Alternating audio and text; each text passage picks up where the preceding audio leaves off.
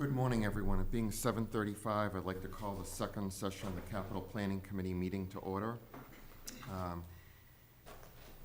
This meeting is being broadcast on Chelmsford Telemedia for later rebroadcast. Is anyone else recording the either audio or video of the meeting in the audience? Thank you.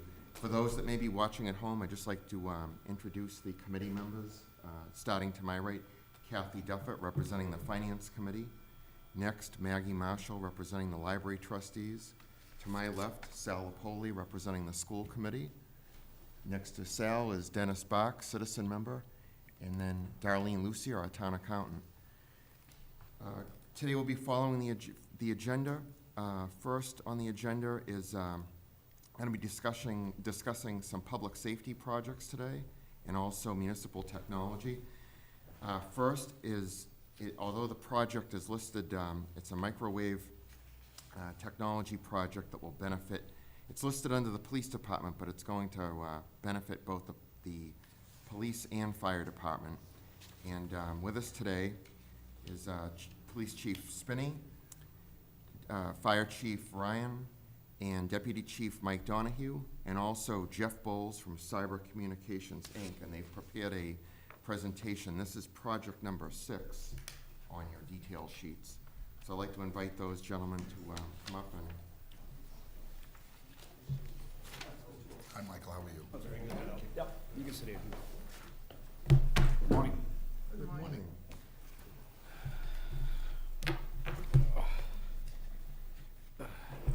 Good morning. Bright and early. All right, members of the committee, thanks for having us. I want to thank especially Cybercom technician Jeff Bowles for being here to help us today with the presentation, as there are some technical aspects of the project that are beyond some of our expertise. So the proposal, like Mr. Souza just said, is for our public safety network, which is actually going to end up benefiting the entire town. All town entities could jump on this network at some point. So the proposal is to upgrade our current radio infrastructure to microwave technology.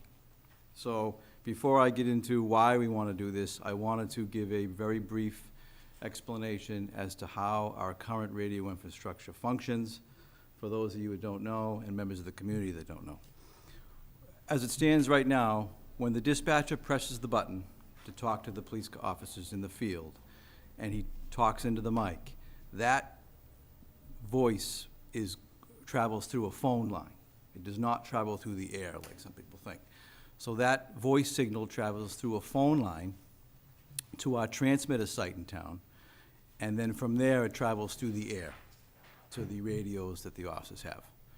And the exact same thing happens in reverse. When the officers key their mic in on their portables or in the police car radios, it travels in the air to a receiver site, and we have a number of them in town. And then from the receiver site, it travels through a phone line back to the police facility. So why is that becoming a problem? There's two issues in play here. The phone lines are extremely old. They are reaching end of life. We have had a number of problems with them over the last 3 or 4 years. When it gets to be inclement weather, we lose a receiver or a part of our transmitting system. That affects a whole quadrant of town where we can potentially lose communication with emergency personnel, both police and fire. Because of that issue of the aging system, Verizon has notified us several months ago that they are discontinuing those phone lines. They're going to cease to exist town-wide. For everybody else in town that uses those copper lines, as they call them, Verizon is going to migrate everything over to fiber optics for free, and it's going to be a turnkey system that the public doesn't need to worry about. However, the lines that public safety in Chelmsford use are not going to be replaced. In fact, they have told us there is no viable replacement. So when we found this out, we asked Verizon, well, if the town of Chelmsford was to do nothing, where would that leave us? And Verizon said, well, we won't leave you with nothing, but what we will give you will cost 4 times as much as you currently spend. So I think myself, Chief Ryan, and Deputy Chief Donahue had figured something in the range of $2,000 to $2,500 a month it would cost us if we did nothing. So after looking at all the options with fiber, and microwave, and talking to our IT department as well, who will also benefit from the system, we decided that microwave technology is the best way to go. And I was gonna stop at this point unless you have any questions with what I've said, and I was gonna hand it over to Mr. Bowles from Cybercom, who has a presentation on how the microwave system works. I just have one quick question. What, you said it would be 2,500 per month to do nothing. What is the current monthly budget? It's, I'd have to count the number of lines, but it's $75 per telephone line. And for the fire department, that's 6 lines per month. 11 total. There's 11 lines. 11 lines at 70, okay, thanks. And I would add that the town has received a bill, so every second point of contact on the telephone pole is now generating a bill. It's about $5.50 a pole. So that's another factor we have to consider, the IT people have to consider, if we were to go in a different direction, say fiber optics. You know, that second point of connection is an additional cost to the town. So I would invite Mr. Bowles at this point if he wanted to go over how the microwave system functions, and then certainly we'll answer any additional questions. Well, good morning, thank you, thank you. Got this little presentation here, and hopefully I can run the remote control right, sure. I've been with Cybercom for just over 8 years. Prior to that, I was with another microwave communication company for just about 10. Cybercom asked me to come on board with them and help them with microwave communications. What microwave really is very high frequency radios. They're very high frequency. And this little portfolio, this PowerPoint that I came up with is we can eliminate the cost of lease circuits and microwave a properly engineered and designed microwave link will outsurpass in performance the publicly switched telephone network, which is what everyone uses today. If something does fail, you don't have to wait for the telephone company. Usually it takes 3-4 days for them to come out. Even when they're out there, it doesn't mean the time to restore is that same day, because it's a big network as the telephone company is. So if it's a microwave link, it's a simple point, it's either point A or point B, and it's a lot quicker. Plus the town owns it, they're in absolute control. Plus the telephone network is a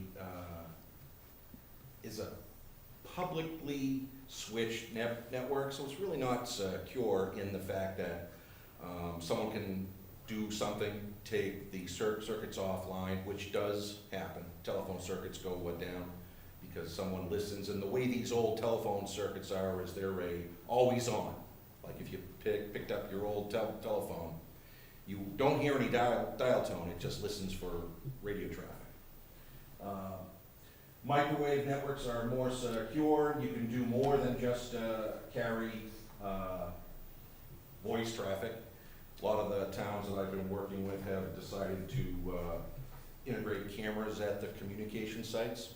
So you can just plug a simple camera in, and we can transport that video data back to the police station. One thing that's really great about microwave network is that as time goes on, our requirements for bandwidth is going to increase. It's just the way technology is. We first started with our cell phones. They just made calls. Now you can watch TV on it, and that takes bandwidth.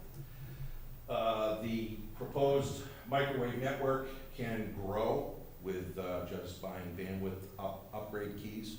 So if 5-10 years from now there was a lot more need for bandwidth, we can certainly do that without forklifting the equipment up. We don't have to replace the gear. What's really neat about having your own private wide area network through towns is you can carry voice for the police, fire, EMS, DPW if needed.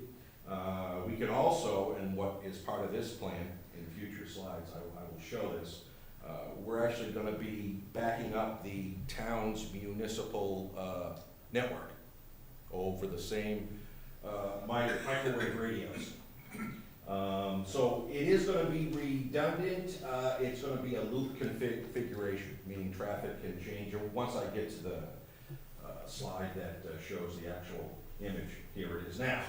So, as you see that blue, circle, that's actually a loop within the loop. The green lines indicate the microwave paths, which are gonna go from the specific sites. Yet, we're going to come out of the town offices, there's a microwave link there, it's gonna be a gig speed microwave link, that's 1,000 megabits. And we're gonna back that up between, police and here, and then we're gonna have then there's fiber that runs from here, no, excuse me, from North Road, which is the, hub of the town's municipal network, or the core, rather. So we're gonna have that fiber, we're gonna have microwave links going from the police department out to what was known as the Lang Building, I'm dating myself. And then we're coming back to the town offices. So in essence, police voice traffic will normally ride on the green loop in between. And if we should lose one of those links, let's say we lost, just theoretical, this link here failed, traffic would flip back and we'd still have all the sites with connectivity. And that's all done with an advanced switching technology that we also do. I mean, the microwave network is just a transport medium. It would be an IP-based network. And so everything is IP, voice over IP, your Comcast phones today and your Fios phones, it's all voice over IP. Internet protocol is what it's called, and it's being used for everything. You can do video, anything you want. And so we could put cameras out at these remote sites if needed at a future date, and we could bring all that data back to the police station. And I think, oops. And there's another slide that gives us a more graphical representation. The town fiber line being orange, the gig lightning bolts, those being 1,000 megabit links to back up the fiber from Chelmsford to the town offices, and the yellow links are proposed to be 100 megabit links. Now, all of these microwave links are licensed. They're not unlicensed. There is a unlicensed band. Problem with unlicensed is anyone can use it, do what they want to, and there's no central coordinating authority. All of these transmitter sites will be licensed through the FCC, and it's a much better way to go for life safety traffic. Being Cybercom is a very big public safety supplier of two-way radios. It's critical that these systems, not be interfered with someone else. These links are designed to run better than 5 nines of reliability. There's the rule of nines, possibly, due to rain outage. Growing up in Essex County, right on the coast, I know what type of weather we can get. Rain, heavy wet snow, dry snow really doesn't add any path fade, but heavy rain, ice buildup on the dishes. I've designed these links to, they're either 5 nines or 100% reliability as an uptime. And I have many systems out there that have survived many winter storms, so. You could, I use 2-foot dishes instead of 1-foot dishes. A 2-foot dish gives me that more system gain. So this basic system, I think that's the last slide, will grow as the town's needs. Yeah. Oh yeah, there's some, I forgot one of these slides. That's the radio product that I recommend, the Dragon Wave Harmony Enhanced. Dragon Wave is the manufacturer. They're in Canada. Cybercom has a great face-to-face relationship with them. And there's a picture of what the typical antenna or parabolic dish would look like. That would be mounted at the particular sites. And I think that's it. Is there any questions from anyone? If you were to put cameras up, would they be in real time? Oh, absolutely, they'd be streaming. So you would be able to, the chief, both chiefs, both departments would be able to put cameras up, not have to run wire to them, and just through your technology, be able to watch in real time on a monitor back there. Correct. And be recorded. You could put a server back there to record, and because no one really sits there 24/7. But if an incident happened, I mean, sometimes I have done cameras for Salem, Swampscott, Newburyport. Sometimes the dispatcher sees something. You could put that technology back at the police station or the fire department. Yep. Where they're recording there. Yes. Yep. Because these links are gonna go back to where the comparator is. The comparator is a device that compares all of the receiver sites for who has the best signals. Let's say a firefighter or a police officer keys up on his portable, one of the remote receiver sites, but there's a device at the Chelmsford headquarters that will listen to whatever receiver has the best signal. So everything is going back to the police anyways, and we're gonna have 100 megabit links just for growth. I'm gonna license them for 100 megabit.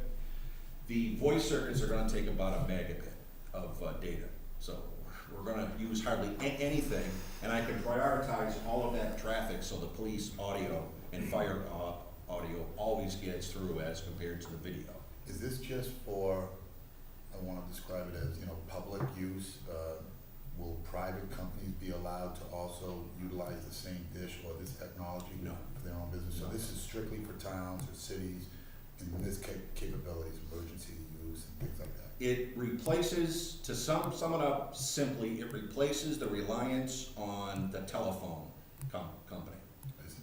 It's better uptime, it's more flexible. You're not gonna get those FDDA circuits, which are going away, are for one thing and one thing only, to bring voice back to the comparator. A microwave network, you can, we could put, cameras, phones. You can extend, and what the IT people want here is to back up the, fiber, because the fiber runs pole to pole if car accident or storm takes it out. Thank you. Mr. Lapoli, to your point, though, we have a number of camera feeds now to the PD, and they're all hardline, and we've done a lot of expansion over the last couple of years, Vonnie, Dog Park, Central Square. With this system, we could wirelessly quadruple the system. Exactly. We have a lot of security problems with some of our receiver sites, we have the schools now, we could continue to expand wirelessly. Right. So it really would be a system that can be built on. We have hundreds of cameras in the schools, but there's always a gap somewhere, right? And this looks like you just, set up the camera and that's it. It's connect to the system, no wiring, no rolling back. Basically, no, let's say you wanted a camera and I don't know I'm not familiar, let's say there was a intersection or park that was problematic. If we could use a lower tier product, this is a higher tier licensed product to get the voice traffic and make sure it's always there. But you could use a lower tier unlicensed product that's in the 4.9 gig band, which is destined for public safety use, but video is more resilient than voice. If you have an interference problem, someone's calling for help, if that link is broken, they're not heard. Right. Video and IP retries traffic, so video's fine. I have no problem putting video over an unlicensed link. You could pick a smaller link and maybe connect it up to Robin Hill, who knows, and then bring it back over the main network. Perfect, thank There's you. a lot of flexibility with the wireless. It's a great idea. Okay, when you talk about putting cameras in different locations, they would all have to be connected in some manner to one of these nodes. Sure. Yeah, okay. And you can do that with a, unlicensed microwave product, 2.4 gig up to 5.8 gig, depending on what the spectrum looks like in each zone. Unlicensed, like I said, unlicensed microwave product has its place, but it's not for, safety radio traffic, not anymore. But I just wanted to point out, it's not automatic that you can just put cameras anywhere. You would have to put in additional links if they're not directly tied to one of these locations. Correct, but a much lower tiered price microwave product would do it. You're absolutely right, it wouldn't have to be a dedicated license link from a camera. We could go multi-point, you could put a bunch of cameras out, 4, 5, 6, whatever, and get them back to a single point, With no wires. with no wires. It's a secondary wireless network, is Correct. what it amounts to, that would leverage this. The Wang Building, No. Well, That's you what would- I knew it as. well, right, tall building, you're talking about needing to lease space? We're already in We're in the process discussion of with them now. communicating with management over there, and we feel very confident that they will be a partner in this. There's Okay, already equipment out there for other towns, so they've given us, we're gonna meet with them at 11 o'clock. Okay, so there's gonna be some potentially nominal cost associated with, No, No. I've had the discussion with them, and they, No. have No, as a showed me matter no of, fee. as a matter of fact, if there is, we okay. won't proceed. The system is not, it's not dependent on that particular site. it's not dependent We would upon, move forward without Crosspoint if we needed to. okay, so That's Crosspoint adds, I mean, per It's a the, benefit, it's a significant benefit to the system because of the geography of that building, the location, but it's not a game changer for us. It's not a game ender for us if for some reason that wasn't to follow through. But I feel very confident they will work with us for no nominal fee. okay. So,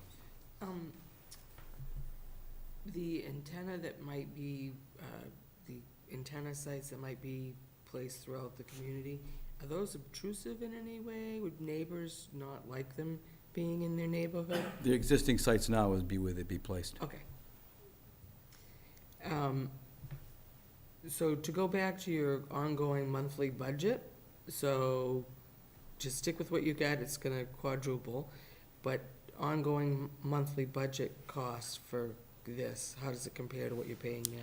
Well, I don't want to speak for everybody at the table, but my understanding is it would be extremely minimal. We would set up a monitoring contract with Cybercom where they actually can watch the system for us for any type of failures or something that's not in line with what should be.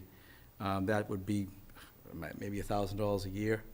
$1,200 a year, just for remote monitoring. Remote monitoring will include notifications. Where we have the redundant loop, if something was to go, something was to fail, one of these links was to fail, someone cut the power, who knows? If no one knew, the system is still gonna run. The police, fire dispatchers, they're never gonna know.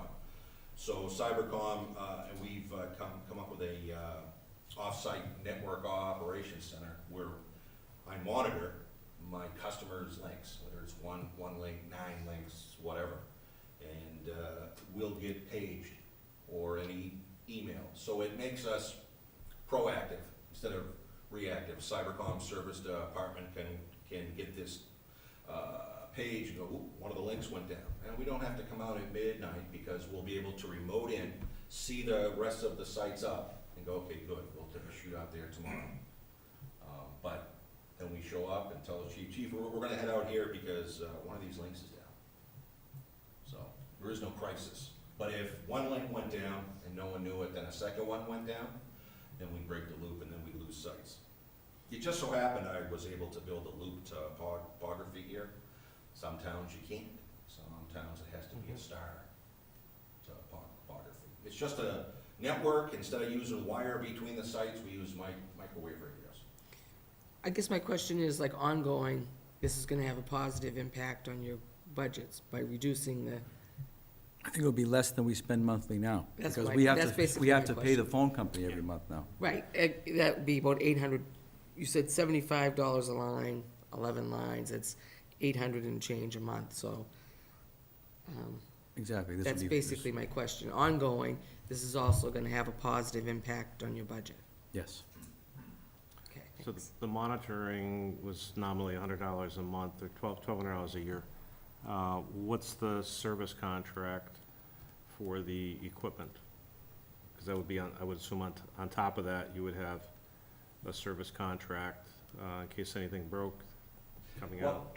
The equipment's warranted, the town, as a part of the package, has purchased a 3-year, or is going to purchase, or hoping to. Yep. A 3-year extended warranty, next day replacement on any of the microwave gear. We haven't come up with an actual yearly maintenance agreement. And I've said that if something should happen, the equipment's covered for 3 years. It is actually, I think, more economical because these systems run. I've got the city of Fitchburg, been out there for 7.5 years, and I've never been back. You know, they don't have a maintenance agreement. I can remote into it and see what's going on and say, yep, things look good, and we move on. So if, let's say, one of these links went down, I can get a radio in 24 hours. Then we then there's a time and materials cost. Well, there is no material because that's covered for the first 3. Then there's just the time for the tower contractor to come out and R&R the defective radio. And we can make that determination from our network operations center. We can respond to the specific site, or we can troubleshoot off-site. So the time to restore is probably less than 24 hours. And that's the procedure we follow now. Cybercom has been our partner, our vendor, for the better part of 25 years. We have a failure now, we call them, and within a day, they're here with our current system. So that really wouldn't change. So this procurement would be just for the microwave links? You're gonna tie into existing equipment at all these locations? Exactly. So there's network switches Yes. that are at all of these locations? Yes. We just did an upgrade on our dispatch center retrofit, and they were all, we made sure they were compatible with this upgrade, if we decided to go that way. Okay. One question, last month, we had, everyone knows we had a storm where we sustained a lot of tree damage in town, and we've had storms like that in the past with a lot of ice or tree damage. Do you see this as being a more helpful system, or more reliable, because you won't be dependent on phone lines with trees? Absolutely. You can put fiber up and spend a lot of money on fiber, and it runs through poles, or it's buried, someone either digs it up, or we have a severe ice storm, and every single telephone pole comes down. And the microwave, we're gonna be on tanks and towers and stuff, and that stuff's usually very resilient. And as I stated previously, you put 2 inches of ice on these dishes, it's not gonna bring the links down. So it's better to get your safety circuits, in my opinion, off of telephone poles buried in conduits. Thank you. One last question, I think. The town fiber, do we have any life safety traffic that will be going over the town fiber? Or is the life safety traffic only gonna go on this microwave link? Working with the town's IT department, we could probably, depending on their recommendation, I would say that we would keep our life safety traffic separate until stay off the fiber. But if one of the links should fail, maybe the link from, I'm gonna say it again, the Wang building to Chelmsford Police Headquarters should fail, then traffic would roll to the town fiber network. But working with the town IT folks, we can VLAN a specific amount of guaranteed data space on the town fiber, which is very minimal, as I've stated.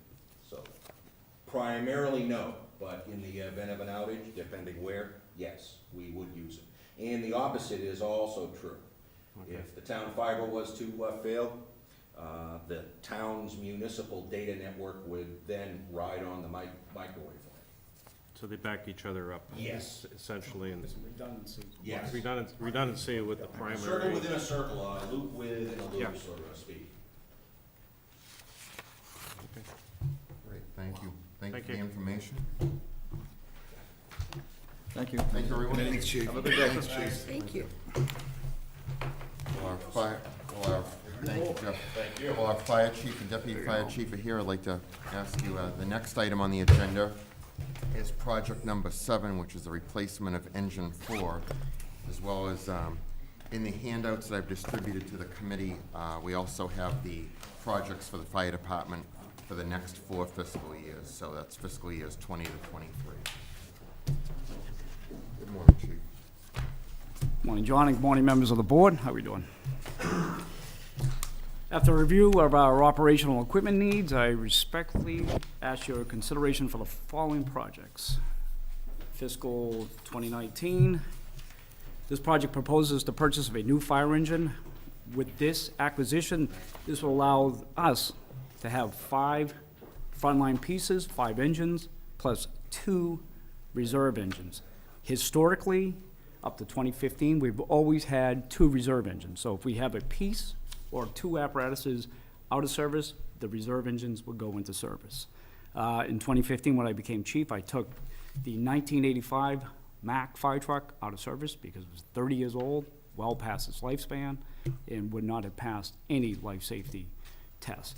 And then in 2016, we failed our pump test for the 1989 Mack, and that's when I came before the board asking for a new fire engine through the town and town meeting. So again, with this would give us 2 reliable reserve engine trucks, a 2006 engine truck and a 1998. And this issue has come up this week. We have 2 engines out. Engine 2 is out of service, and engine 3 is out. So right now, we have a reserve truck up at our engine 2 quarters, and we took our engine 1 truck, and we had to relocate it to engine 3. So what that means is our ladder truck is running more than I'd like, and that's something we're trying to avoid. So if they're going out right now for a call for an investigation, that ladder truck is gonna roll. So this is why it's important for us to have 2 reserve trucks. Moving forward, fiscal 2020, I'm seeking to replace our mechanics truck. And again, I did a flow chart so you could follow the progression if we get an engine, how we bump it down. A new engine 1, then we move to engine 4, so just so you can follow, the domino effect of the purchase. If we purchase a new truck for the mechanic, our Service 3 currently is a 2002 Ford F-350. We use it to plow all 5 stations, transfer equipment between stations, pick up equipment and hose at fire scenes, use it as a spare rescue. In addition, we use it to respond to emergency calls in bad winter storms. If you have a medical at someone's house and the driveway's not plowed, we're often called to create a pathway for the police, fire, and ambulance to get to the patient out. With this new pickup, this will be assigned to the mechanic, and it will also include a hydraulic lift. If you look at what the animal control officer has, Eric Merrill, they have a hydraulic lift to lift heavy equipment. We would use that for, heavy generators, hose, so that would avoid injuries and lifting by using a hydraulic lift. That would be put on this truck. And again, that truck, this current Service 2 would be moved to Service 3, and I had that flow chart. And the Service 3 would be moved to our fire investigation. And what we would be getting rid of is the 2005 Ford Explorer, which is a old municipal police vehicle. Moving forward to 2021, this project proposes to upgrade our mobile trucks and firefighter portable radios. Our radio supplier, which is Motorola, is no longer manufacturing our current radio equipment. And the lifespan for the radios is 10 years. And the replacement parts for that is hard. We're trying to get the replacement parts if we lose something, a knob, an antenna for the portable radios. It's getting more difficult to purchase that on the secondary market. So these new radios, they're more durable. They're suited to hold up better to heat, shock, the weather. GPS tracking is a feature on these for accountability on the fireground scene. And again, the radios have a 10-year life expectancy. So what we would do is we would purchase for our staff vehicles, like my vehicle, the deputy's vehicle. We have 10 staff vehicles these radios will be going in, plus 10 apparatus. When I say 10 apparatus, I'm talking everything from the ladder, the rescue, all the engines, the reserves, the brush trucks. And our trucks, engine 1, the ladder truck, and engine 4, also have to have a VHF radio, so if we go mutual aid to low. We're on UHF, City of Lowell, our mutual aid partners on VHF. Moving forward to 2022, again, the project proposes to replace our current engine 3, which is a 2008 Spiel engine, which currently has 56,000 miles and 5,040 hours. And again, I have the flow chart where the new engine 3 will become the reserve engine 6. And then we would bump the recurrent reserve engine 6 to engine 7. And at that point, engine 7, which is a 1998 Spiel, which is 25 years old, will be taken out and retired. And finally, 2023. Sorry. Again, we're in that cycle. We're in that cycle where we're gonna be purchasing trucks because our trucks are recommended by NFPA standards to be replaced every 15 years. So in 2023, we're looking to replace our current engine 5, which is a 2009 Schmiel International. And again, the flow chart will show how that engine 5, we would take the current engine 5, move it to reserve engine 6, and move that engine 6 to reserve engine 7.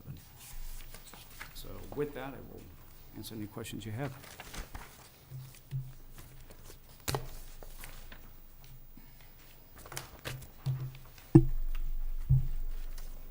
Questions for the Any chief? question? So this year, it's replacing a fire truck for $719,000, right? Yes.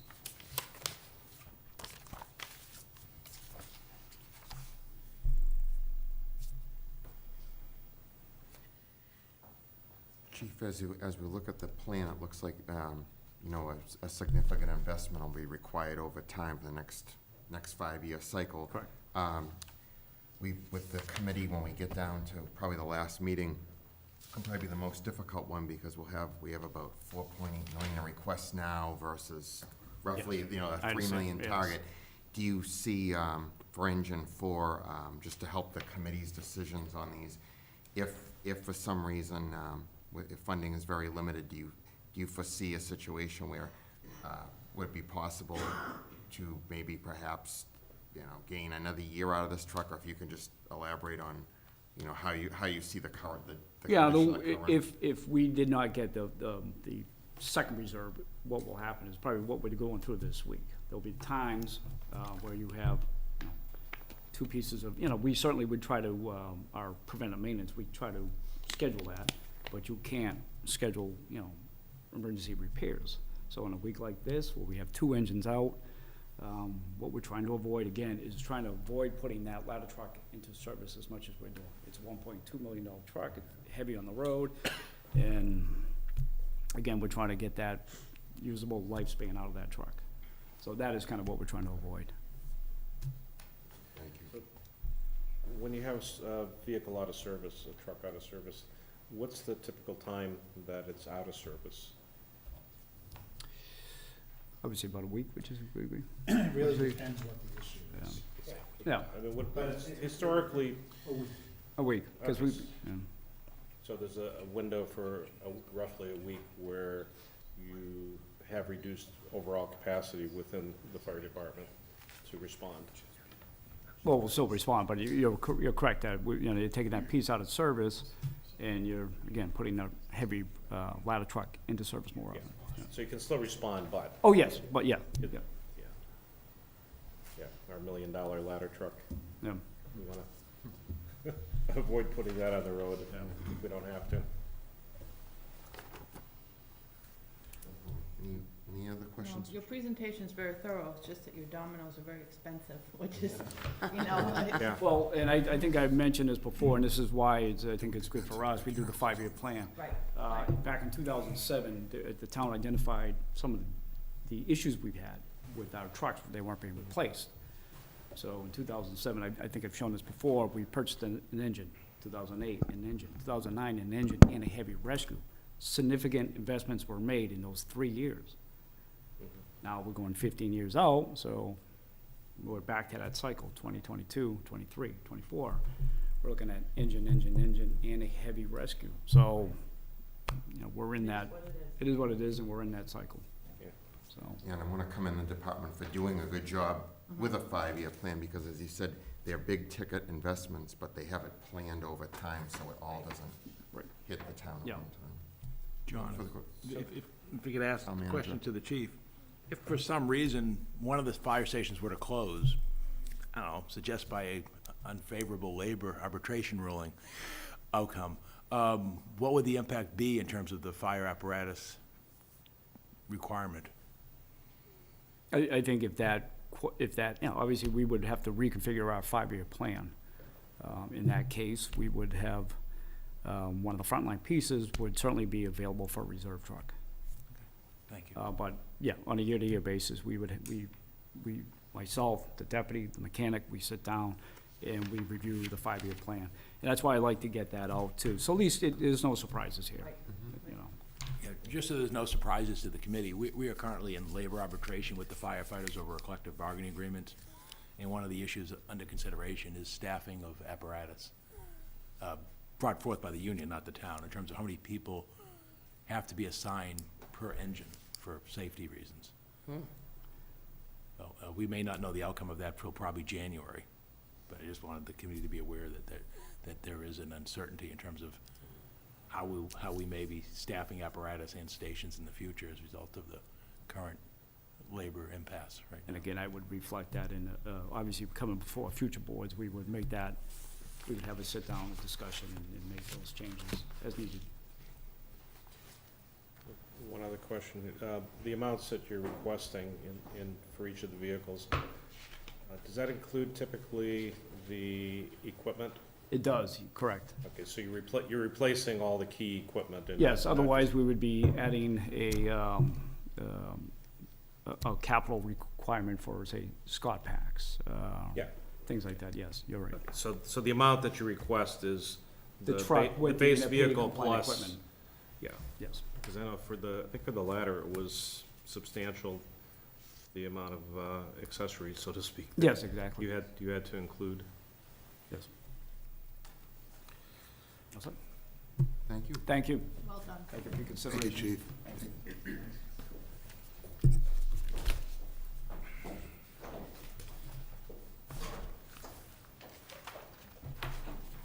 Next on the agenda, we have 3 information technology projects. They're numbered 1, 2, and 3 on your detail sheets.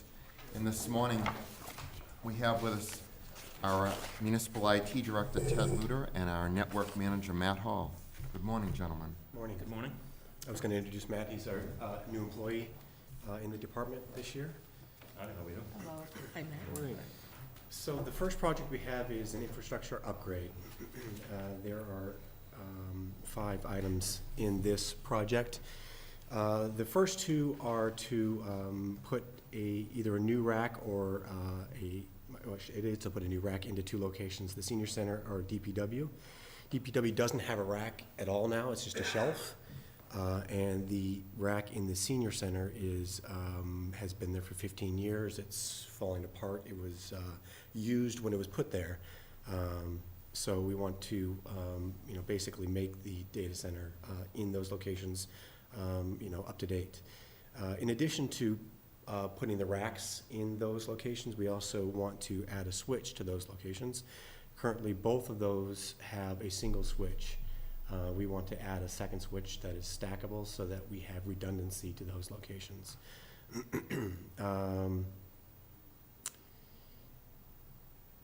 We also have, we need to put a new switch at the library and the police department. The library has a switch that is, no longer has maintenance on it. It is, they have 2 types of switches there.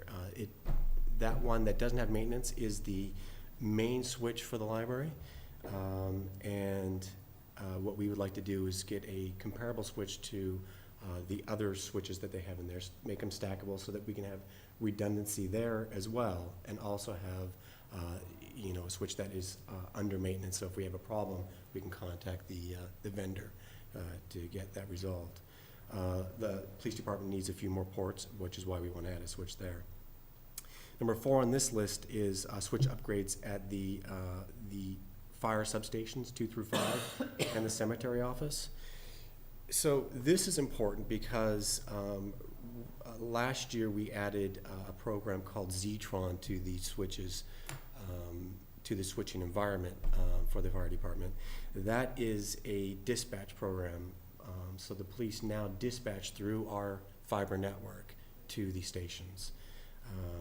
It's working great, but again, we want to add redundancy to these locations.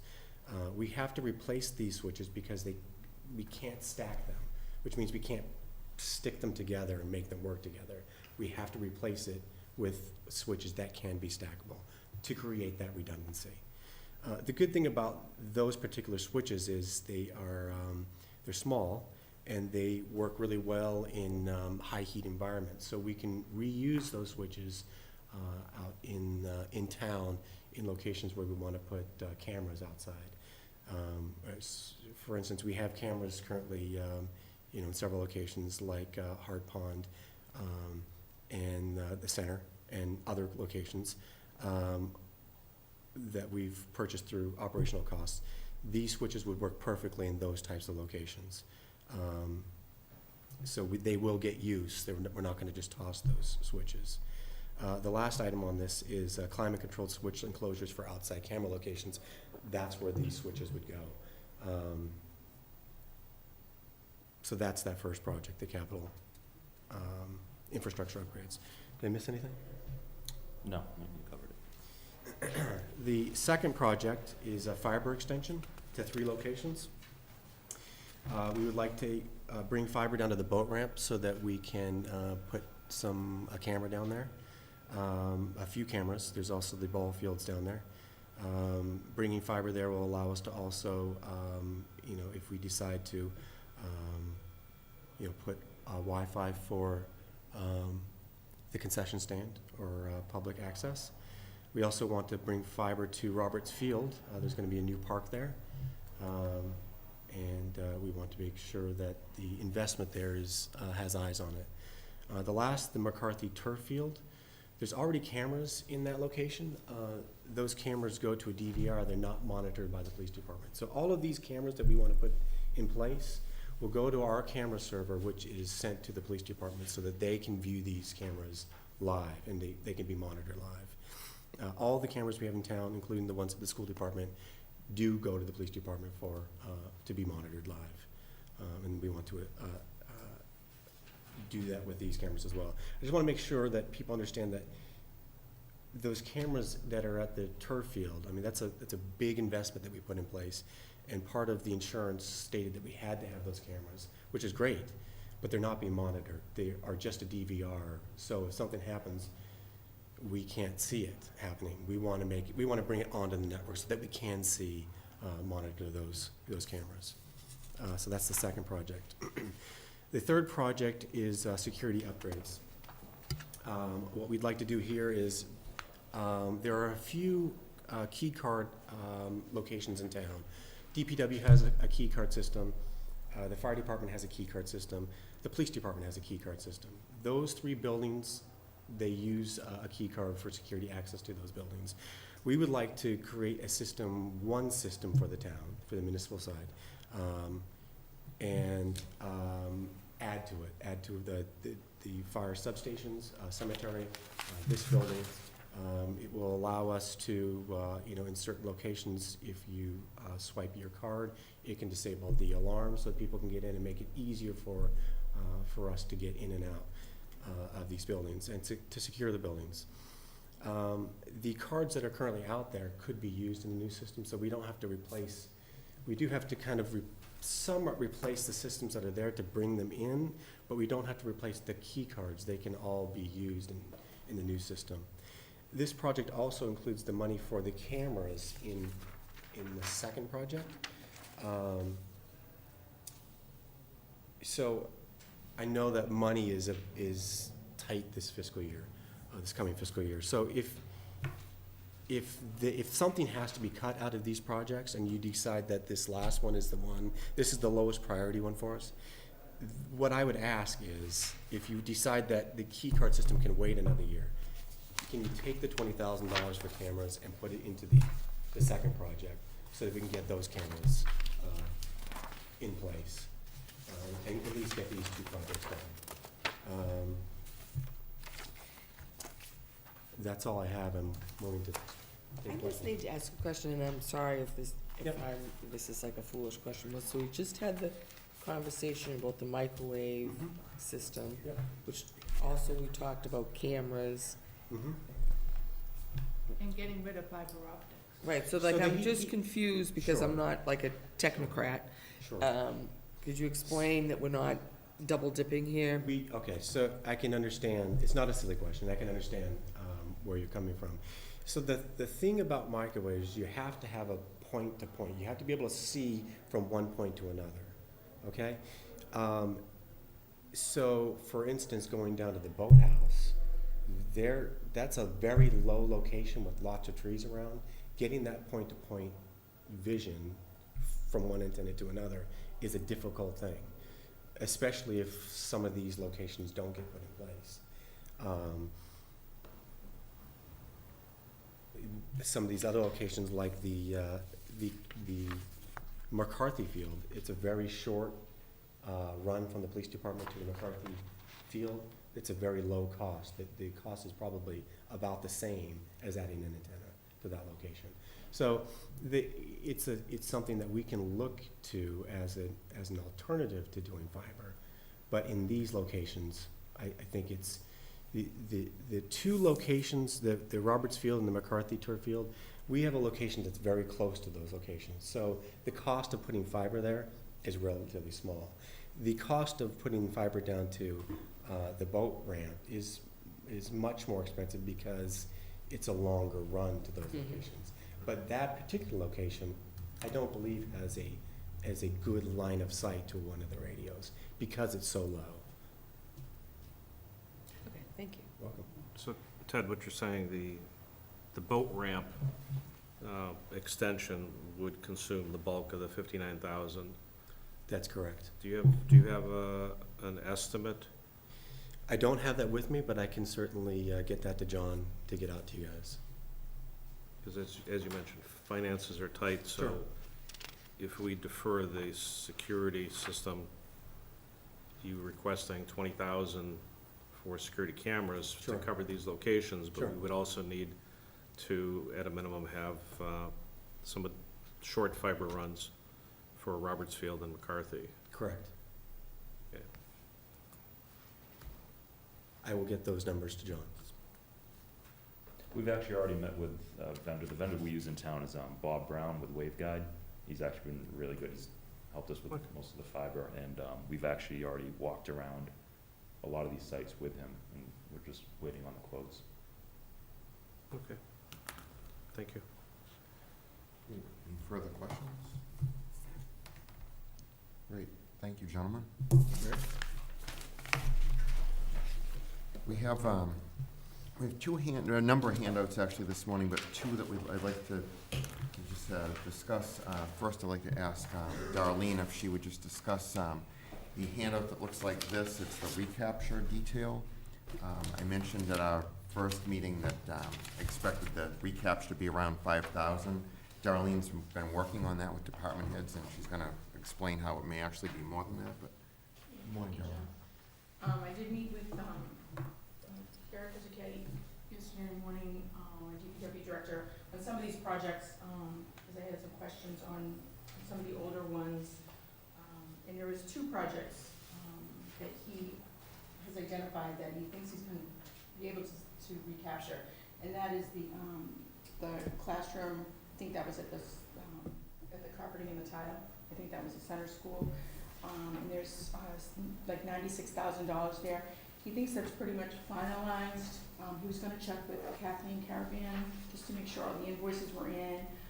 So there'd be at least, I would say $90,000 of that can probably be recaptured. I'm waiting for him to get back to me today. And then in 2007, there was the door and hardware replacement at the schools, and there was $73,000 there. Pretty much thinks that's finalized. There shouldn't be anything outstanding there, so we should be able to recapture that too. So if we get, at least another $100,000 there, so we're probably, looking at just a little over $100,000 of recaptured funds. the other departments have, looked at this list and has committed all this money. Some of the older projects, I have been talking, you'll see on there that the ladder truck is still on there, it's almost $12,000. Gary did say that he's getting a large piece of equipment that's gonna be going on the ladder truck, that he's gonna be purchasing, so he's gonna keep that, committed that money, but I need to get those older monies out of, spent, or it has to be recaptured.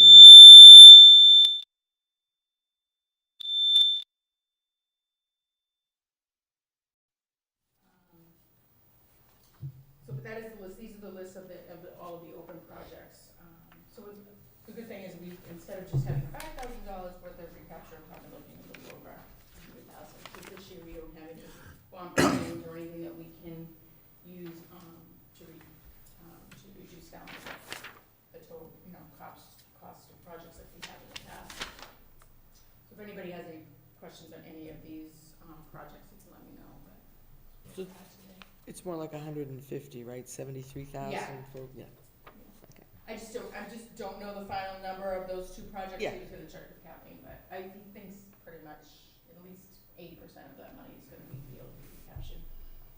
And we'll have that for you for the next meeting, so Yeah, that will he's be. actually, hopefully get back to me today, so I'll have these numbers for you for next week, or 2 weeks, yeah.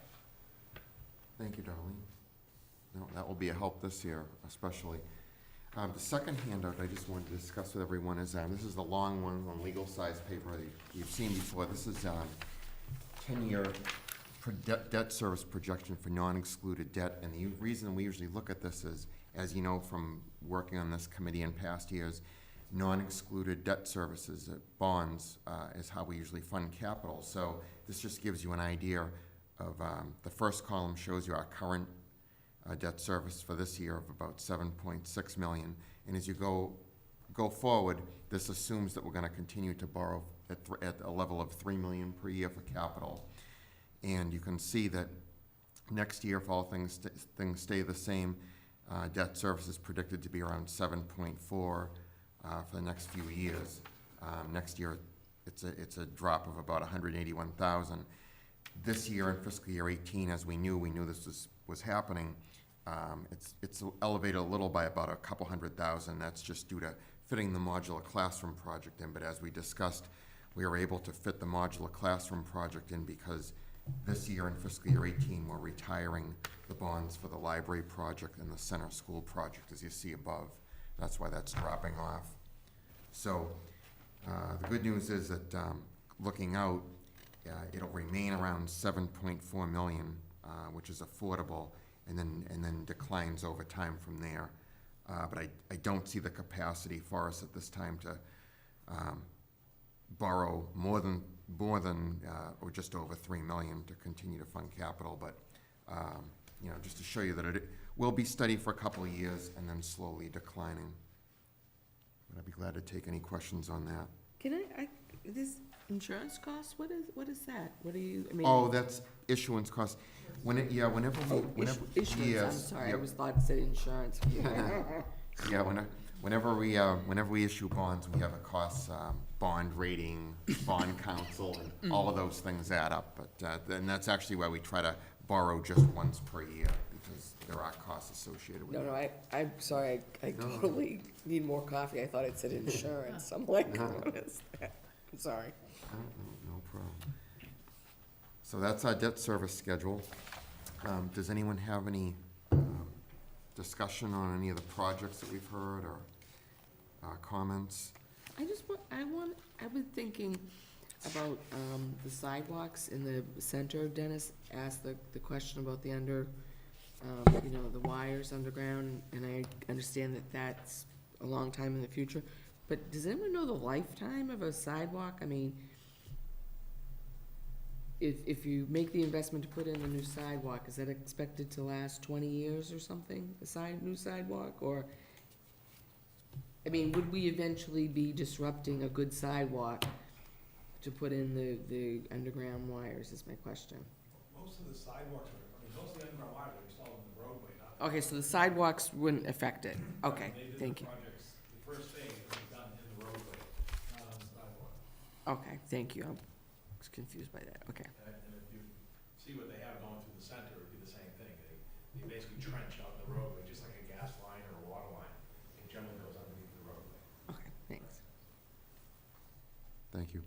The other thing, I forwarded the minutes out that were prepared by Vivian Merrill from our last meeting on November 10th. Did everybody have a chance to look at the minutes? If so, if you don't see any corrections that are necessary, I'd entertain a motion to accept the minutes. So moved. Moved by Maggie. Do we have a second? Second? Second by Kathy. All those in favor of accepting the minutes of November 10th as presented, please say aye. Aye. Aye. All those opposed? Thank you, unanimous. Does anyone have any further business? Our next meeting date is scheduled for December 1st, so next Friday we will not be here due to the Thanksgiving holiday. So next meeting is December 1st. Also, I just wanted to ask the committee, please put on your calendar just to hold the date, the next Friday, December 8th. There's a possibility with the number of projects that we have to talk about at our next meeting, we may or may not be able to consider the whole plan. So I'll send email reminders out, but if you can just hold the first two Friday mornings in December on your calendar, that would be great. I just want to make a note that I think it'd be unlikely that I'd be able to attend on December 8th because I'm having a medical procedure that week, but just I'll food for vote thought. for you. Okay. Kathy, we wish you well. Vote by proxy. I'll vote twice. John, Yeah. question. Yes. With the debt service essentially non-excluded going down, is there gonna be a potential for capital to raise above the 3 million level in the future? That's a possibility that we could discuss. You mean in future years? Yeah. Yeah, it's a possibility. As long as I've been doing this now, this is, about 10 years seeing this, it seems like there are projects that come along that we can't always anticipate in the future. So we just have to be cautious with our non-excluded debt service. But I definitely think, you don't want to keep a static number for too long because with the costs and inflation going up. But yes, to answer your question in a short way, I think in the future that's something we could discuss with the town manager. Certainly this year, like I said, it's up slightly, but we knew that because we were trying to bring in the modular classroom project, and then we knew that the library and center school would be dropping off. Yeah. This is the 6th year of the funding at 3 million, so at some point it has to be adjusted up. Right, and I'm thinking with the fire trucks, I mean, we're looking at, over the next 5 years, at least 3 years of pretty heavy expenditures for fire vehicles. So that might be mitigated depending upon the outcome of your negotiations, but it's still, and I'm looking at the 5-year plan here next year, you got, 7 million, so we're in that 4.5 million range in the future years here, over the next 5 years, so it would be helpful. Yeah, no, it's a good point.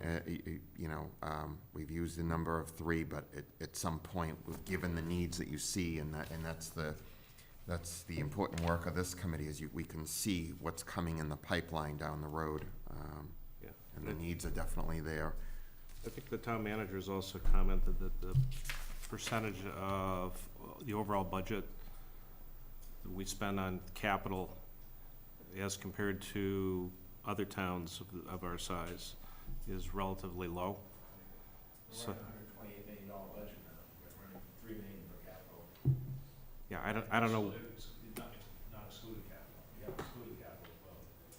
Right, so it might be, that might be a good data point to say, our comparable towns, what do they spend for capital? So in future years, look at that, ratcheting that number up, because it is relatively low. Thank you, Dennis. Anyone have any more questions or discussion? If not, I'd entertain a motion to adjourn. I make a motion to adjourn. Sal, second? Second. Second, okay. All those in favor of adjournment, please say aye. Aye. Adjourned till December 1st. Thank you. Nice Thanksgiving, everybody. Happy Thanksgiving.